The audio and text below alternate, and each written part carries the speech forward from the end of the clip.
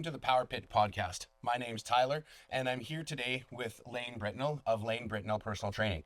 He actually trains out of Pit Fitness with me, and today I'd like to chat with him a little bit about what got him into the fitness industry, how he's adapted as the industry has changed, as well as focusing on some kettlebell, because he has brought a great aspect to Pit Fitness that I didn't have, which is the kettlebell training. So I'd like to kick that over to you, Lane, as what got you into training and what led you to kettlebells?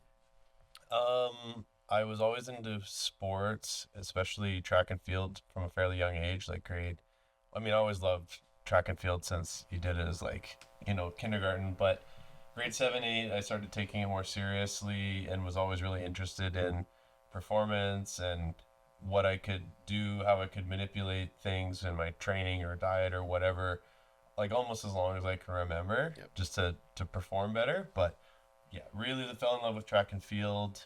I became a pole vaulter eventually, so I specialized in that, did Husky track and field, made 2 Canadian teams as a junior, and I always loved the weight room just as much as I loved pole vaulting. Yeah. Pole vaulting is just what I was good at. I loved it too, but I'd always been interested in health and performance since I was like grade 2. Gotcha. That's awesome. And So- so pole vaulting, that's a little different. I don't hear a lot of people doing pole vaulting when they did that. So you talked about the weight room and how it supplemented your pole vaulting. Why don't you talk to us a little bit about that? How did weight training help you with being a better pole vaulter? Sure. There's, I guess, how we kind of just trained like any other sports athlete, the way like football coaches or, your high school, university sports coaches would program weights for you. Yep. Fairly typical stuff. But, we were at an age, especially when you're like, a teenage boy, a guy in your early 20s, just about anything you do will make you stronger. So, and I love the weight room. So there was the stuff my coaches prescribed, which I may or may not have followed and may or may not have been ideal anyways. And then there was Meathead me on bodybuilding.com, reading this and that. So the training definitely wasn't the way I program it now, but you're at that age where you're training your ass off, you're growing like a weed, eating a whole bunch. And I guess pole vault is a sport where it obviously helps to be strong, helps to have good upper body strength. I kind of compare it to like long jump combined with gymnastics. You have to be really fast, you have to be very explosive to jump, but you also have to have that upper body strength, but also like spatial awareness that a gymnast would need. But yeah, we just kind of lifted weights like, your average college gym bro would lift weights, to be honest. Absolutely, man. Maybe not like the curls and like that kind of gym bro, but a high school football coach type of stuff. That's probably a better comparison. Yep, I get what you're saying. I think a lot of us can relate to starting off in that kind of atmosphere and just not necessarily knowing what we're doing, just knowing that lifting weights makes you stronger. So we just ran at it. And that's kind of an important thing to kind of realize is it's funny how things come full circle, because that pendulum goes back and forth. It's like, oh, we were doing dumb high school football coach stuff. Now you swing over to this like hyper functional or specialized or whatever, or, this is optimal training this way. And I definitely believe in optimal as far as having a directional marker. But then you end up, it comes full circle and you realize, as long as you're training, you're in the gym regularly, like you can go to any Motion Fitness or Good Life and see guys doing all sorts of, routines you and I would know are far from ideal, but if they keep showing up and keep training hard, they're going to get results. So it's funny how that kind of goes back and forth. It does go back and forth. I know on my journey as a trainer, I felt that too. When you first start, you're looking for the optimal programming. You're looking for the best, the most effective, the most efficient. And then you realize that it comes back to just doing the basics at a high level. And then you just apply that to whatever modality you end up using, and then you can be successful with that. So I think That is, I think that's important for clients and trainers out there to realize that it's like being dogmatic on one thing isn't always going to be the best way to go about it. It's like, how do we help people? How do we help people change their story? That's the focus of the podcast too. So let's talk a little bit more about your story and how you got into the fitness industry. So what changed? So obviously you were always interested in it, but Sure. then how did Yeah. you become a trainer? Sure. Okay, so I guess if we're up to where I was a university athlete, this would have been 2012, so I was about 21. Um, I have actually had Crohn's disease since I was 11. So I was diagnosed when I was a kid. It was really bad when I was a kid. Had a pretty normal high school, hence why I was, fortunate to be successful in sport. But it came back and really hit me again in my early 20s. So I was my third year university. It was right around when I won my last national championship, where I was kind of just barely clinging on. Within a few months of that last title, I was like a opiate addicted vegetable on the couch, and yeah, within that year, like a good day was getting to the kitchen and back, kind of thing. So major health scare, major health, I guess, crisis, you could say, and I kind of fluctuated between that, like, nearly dead and maybe like 70% better, for probably 5 years, four, three really bad, and then still needing to recover for a couple more years. But so it was, fluctuating back and forth. We'd try a drug, it would work for a while, then it'd quit working, or you have to wait 8 weeks to see if it's going to work or not, and then it doesn't, back and forth. But anyways, getting into training, so I just all of a sudden lost my identity. I was on the development squad to go to the Rio Olympics in 2016. That was kind of like the plan, was to do the Olympic Games. And like I said, within a matter of months, that was just all gone. Like the rug was pulled out from underneath me. But since I always loved the weight room so much, I thought if I became a personal trainer, I could still be involved in sport. Like my idea at the time was that I could coach, like be the, you know, do the weight programming for the track team, or for even just for my teammates, as a way to kind of like feel useful and still be connected to the sport. And that's why I initially did it. I was still in university at that time to become a high school shop teacher. I'd still planned on finishing my degree, and I thought it might be kind of a cool part-time job while I was still in school, like once I got feeling better. So I was studying for it while I was sick, and then I did the CanFit Pro just so I had something that said I was a personal trainer, and that's how it started. So that's why I wanted to become a trainer. The idea at the time was just, it'd be I was a gym rat. It would be an awesome, you get paid to, like, tell people how to lift weights. Like, I was kind of just doing that anyways for my friends and family. So that's how it started. Yeah. Gotcha. So from what I'm hearing is it sounds like, getting into personal training and that coaching aspect really gave you that purpose back that for a while had kind of been lost from you. Yeah.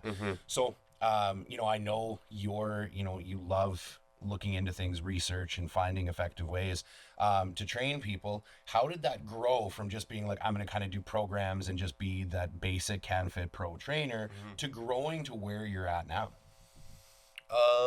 Seeing how much it impacts people, and like just how much this helps people. And I guess even backing up a bit, first it was how much it had helped me, because my perception of training was sort of what we did when we were athletes, where it's just like more is better, more. And I responded to that because I was a 20-year-old male. Like, but now being in an extremely compromised state, I had kind of written off ever being an athlete again, or certainly ever being as strong as I was before. This really was just to, like, it was still selfish, but it was just to, like, be involved, to give myself something to do and feel some purpose myself. But seeing how, like, impactful this is for people, every young coach thinks they want to work with athletes. That's what I wanted to start doing. But my first part-time job was at Freedom back in the day, like 2014. And they actually just made me teach kettlebell. I knew nothing about it. I thought they were kind of stupid, to be honest. I was just like, oh, I can, I'm a national team athlete. I can clean and jerk 225. Like, you should hire me because I know how to teach weightlifting. Yeah. And I did get to teach a weightlifting class, which was really cool. I enjoyed that. And they had, being a pole vaulter, I had all this gymnastics experience. So they had, like, ropes and rings, and I was a good fit for the gym, but they just made me teach kettlebell, and because they had no one to teach that slot. So I was kind of just learning as I went, trying to stay one step ahead of my students. But when you start looking for kettlebell stuff online, you inevitably stumble upon Strong First. I heard so Pavel Satsulin is the chairman of Strong First, really amazing coach, writer, thought leader in the space. And I got pretty into his work. I listened to a podcast he did with Tim Ferriss a long, long time ago. So in that compromised state, the way he sold strength training, it sounded like something that was actually attainable for me. Yep. Even in that really compromised state. General principles like find something you can lift 5 times. You couldn't lift it 6 times, but then just pick it up once or twice and take 10 minutes rest if you need to, and do that throughout the day. So that's what they refer to as greasing the groove.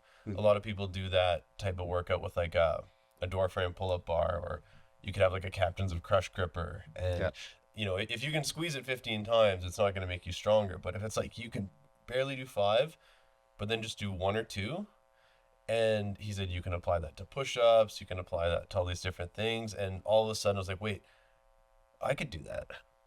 And I had really just thought, getting back into training would mean training the way I used to train when I was a 19-year-old, high performance athlete. It was like, oh no, you could just like, do a couple push-ups on the hour and, avoid fatigue, and that can actually build you up. So away I went, following those types of protocols, consuming, buying all of his books, and, reading everything on the Strong First blog. So it wasn't necessarily the kettlebell as the implement that I latched onto, but it was their school of strength, or their system, their way they've sort of gleaned what high performance athletes and all the strongest people in the world have all done, and distilled it in a way that you and I can pick up a manual and teach it to anybody. So what made me shift from doing this just as like a cool part-time job to actually wanting it to be a career was then, seeing how it worked for myself, applying that to my students, my clients, and seeing the difference it makes. So, I've been coaching a couple of years. I'm not interested in athletes anymore because I got tired of hockey dads telling me how to do my job. But working with general population, saying like, wow, I have so much more energy. Wow, I can move my arm over my head again, or like my back doesn't hurt anymore. I can carry my groceries up, my second story apartment without getting winded. Like, you just start hearing those things all the time, and they're so much more grateful for what you've done for them than the average, hockey kid or whatever. And speaking of full circle again, I do work with athletes again now, but I shifted from just wanting to work with that to just being blown away with like how grateful and how impactful just regular strength training was for regular people. Absolutely, man. I love that. I love how you talked about how finding that Strong First and the kettlebell brought fitness back to you as it made it more accessible. Yep. Right. Yep. That was it. Which is awesome. Yep. And then I love that also changed your mentality too, as a trainer and as a coach, to being like, how do I help this be more accessible for everybody? Yep. So lifestyle clients as well as athletes, and I know that's led you into a lot of barbell training and into kettlebell, and you've been doing that consistently, which is awesome. So with that, man, let's talk a little bit about the kettlebell and how that supplements some of the barbell training and vice versa. Yep. So I'd love to hear more about that. Yeah. If people ask which one they should train with, the answer is both. Depends on the goal. I love both. I think the kettlebells are underutilized amongst like all barbell lifters, whether they're power lifters or strongmen or even weightlifters can really benefit from kettlebells. And then the barbell is definitely underused and underappreciated for regular people. Mm-hmm. Strength training is, you know, um, it's awesome that people are getting more interested in it, but I fight a lot, not fight with people, but something I routinely have to deal with is regular folks that have the perception that the barbell is going to make them tight, it's going to make them stiff, it's going to hurt their knees or hurt their back, Mm-hmm. or it's just associated with like big giant muscle dummy stuff, that they conflate it with bodybuilding. Um, when people got away from meathead bodybuilding stuff, that's another example of like swinging the pendulum too far. I think we largely threw the baby out with the bathwater. But how they complement each other, I'm a firm believer that absolute strength is the most important physical quality. Everything else is either downstream or, the like strength will to a certain point improve your endurance, but just Yep. training endurance won't make you stronger. That's what I mean with like downstream and it being kind of a one way street. So that's to say again, I guess for someone who's already really strong, the benefits of the kettlebell would be some unique things like it's ballistic and it's dynamic, yet it's really easy on the joints. It's one of the best things you can use for conditioning.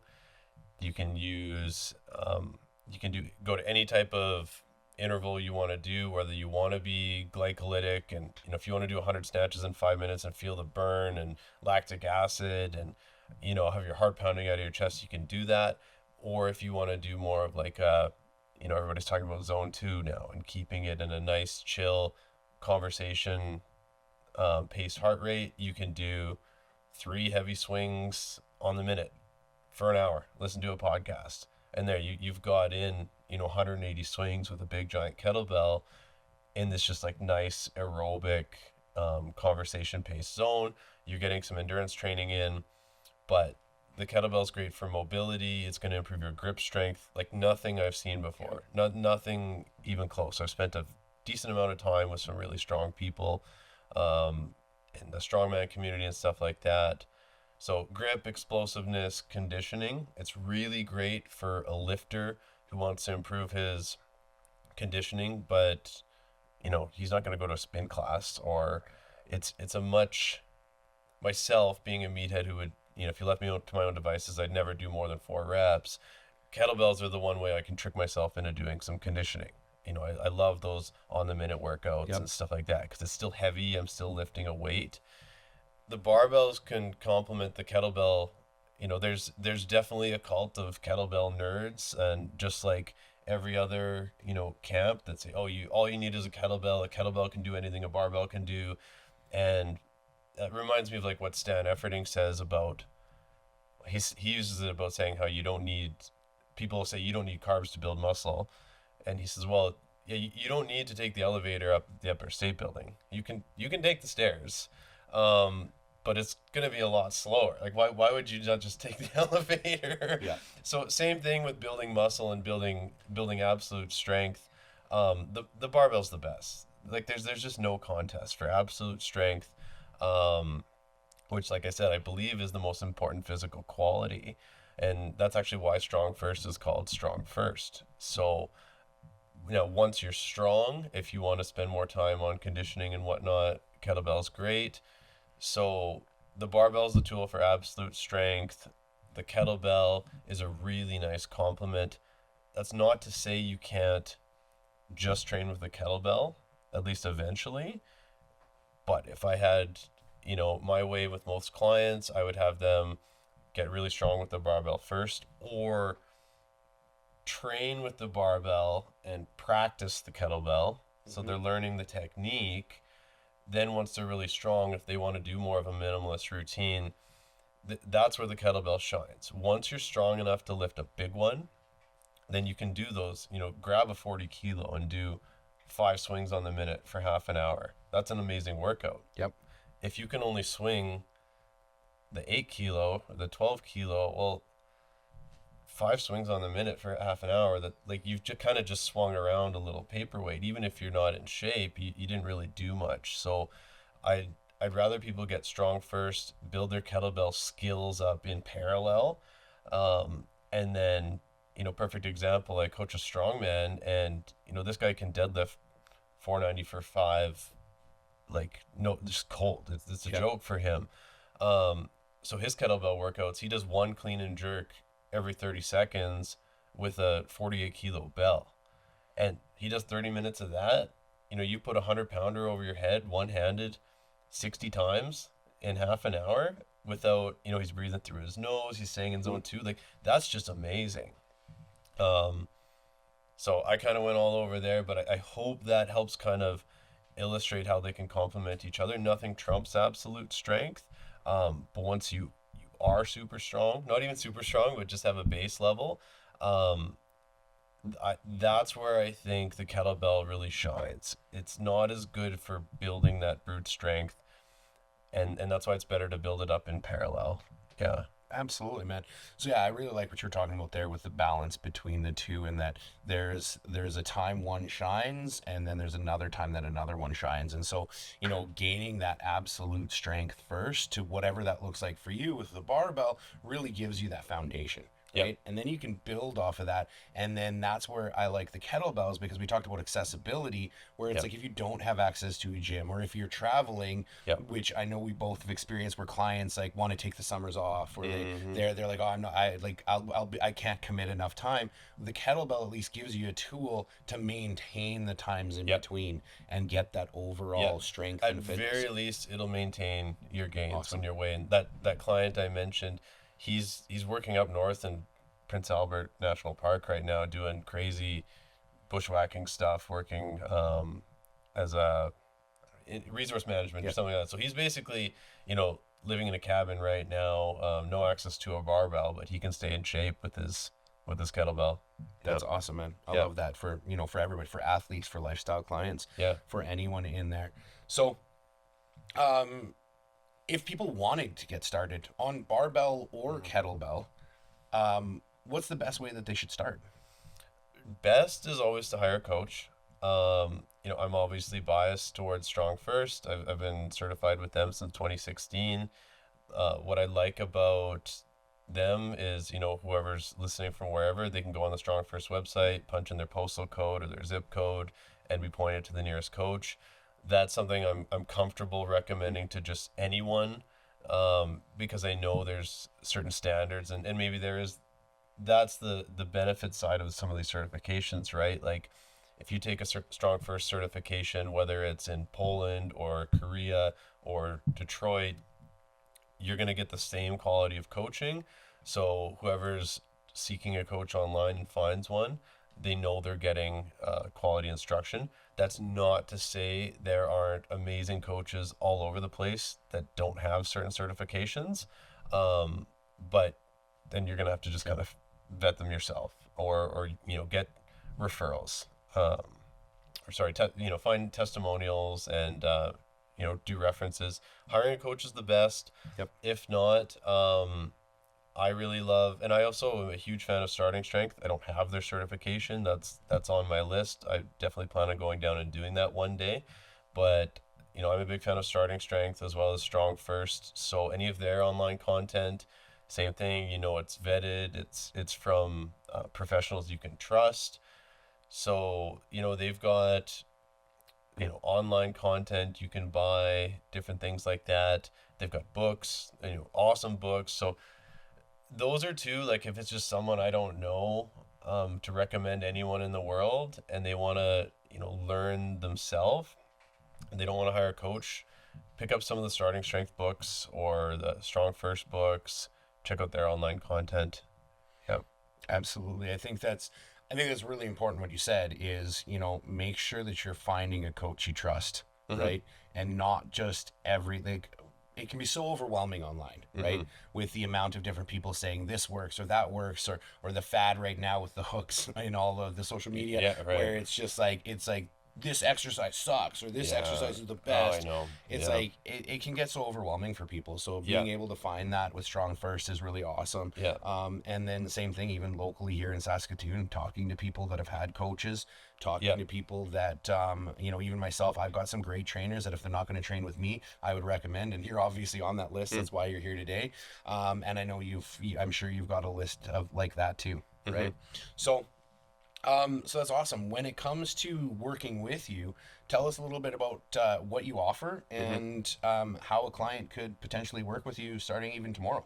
Right. So the way I describe what I do is I help people from all walks of life improve all types of health conditions, as well as their body composition via basic kettlebell and barbell training. So that's a pretty wide net. The demographics I work with is not specific. The training I do is, and I'm a strength coach. We can absolutely do conditioning work once you're strong, because like I mentioned, if you're not strong, getting strong will do both. It'll improve your conditioning in the process. So if the client hires me and says, no, I just absolutely want to learn kettlebells, I saw Pavel on Joe Rogan and that's what I want to do, I'm not interested in anything else, then I'll teach him kettlebells. If the client has just non-specific, normal, I want to lose weight, I want to be stronger, I want to have more muscle, I want to look better, I want to, fix my blood work, then if they're not already strong, it's going to be heavily barbell focused. We might learn the kettlebell technique in parallel, like I mentioned, if that's an interest. But if they don't care between barbell, kettlebell, whatever, they're just saying, I don't want to be fat anymore, or I don't want to be diabetic anymore, it'll be heavily barbell focused for sure. It's just a quicker path to absolute strength, which, like I said, everything else comes after absolute strength. And as you know, I'm working out of your space. If people want to get in touch with me, most people find me on Instagram, just Lane Britnell. I imagine they can book through the site as well at Pit Fitness. And yeah, pretty easy to find that way, I guess. Yeah, awesome. And you're also out in Warman at a gym too, correct? Yep. Also, how can they find you there? Pardon me? How can they find you there? Just through my Instagram as well would be the easiest. It's Legacy Fitness and Athletics is the gym in Warman. Yep. You could find through their Instagram as well. But if someone wants to work with me, they can just type in Lane Britnell and find me. Perfect. So just type in Lane Britnell on Instagram and he'll pop up. Yep. And they can find you there, and they can also see what some of your clients, the success that your clients have seen, as well as some of your own training on there, right? Yeah. Awesome, man. So with that, what does the future hold for Lane? Like, what kind of goals do you have, and where do you anticipate going in the next little while? Well, just had my first child, so man, that's congratulations. Thanks. I got a baby girl at home. That's changed things. Training wise and work wise, it hasn't changed much. Big life change for sure. But I'd really just like to grow my business and work with more people. That's a big professional goal. I'm staying certified with Strong First every couple of years. Need to recert with them. I compete in strongman just kind of recreationally, so get back at that next year. Hoping to have a good year. Just keep lifting and learning and awesome, coaching. Man. Awesome, man. I love it. Is there anything else that you would like to, like, if you were to speak to your ideal client right now and to encourage them to get started, is there anything that you would say to them? The biggest thing is at least the workouts at the start are probably going to be easier than you think. The hard part is just the consistency, really. And that's where you come in as a coach. 100%. Yeah.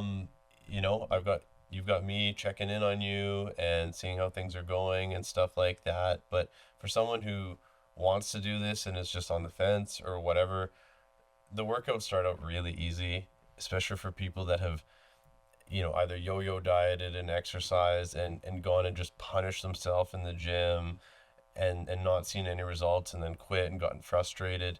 This is just like, the beauty of strength training is everything we do is so measurable.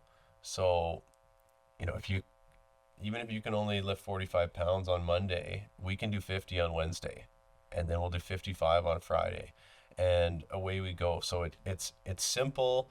The hard part is sticking with it. The workouts do get hard, 4 months down the road, when, if you might be squatting, I it could be 200 pounds, it could be 300 pounds, it could be 400 for some people.